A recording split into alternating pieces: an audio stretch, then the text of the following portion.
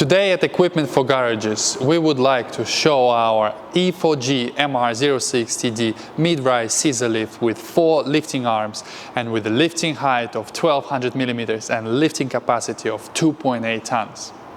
It is a lift that is suitable for oil changes, brakes, CV joints, steering, tire removal and body repairs. Rather than doing them on the ground with a trolley jack and axle stands, why not get one of them? First, we will start by showing you the power unit, which acts as a dolly for moving the lift. We will show you how it connects to the lifting frame in a moment.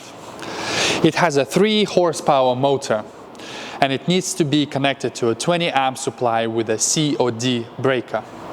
There are only 3 simple connections to the control panel, unlike many similar lifts that are sold, and you can see that the power unit is more elaborate with no handles to push. It has protective cover and it doesn't have a manual handbrake to release the lock. Our lock is operated electrically. There are 7 locking positions. As mentioned earlier, the control panel works as a dolly.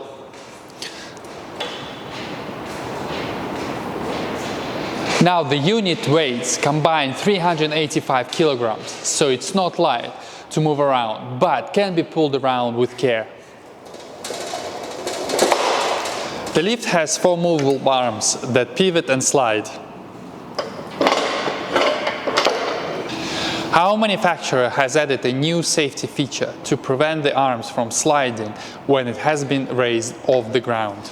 The lift comes with adjustable lift pads and also 4x4 or truck extenders. It has 2 hydraulic cylinders and electrically operated central locking mechanism. When assessing your lift requirements, these types of scissor lift are suitable for more conventional ride height cars.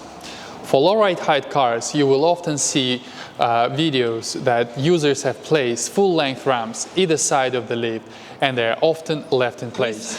Please check out our other scissor lifts and full range of lifts on equipmentforgarages.com.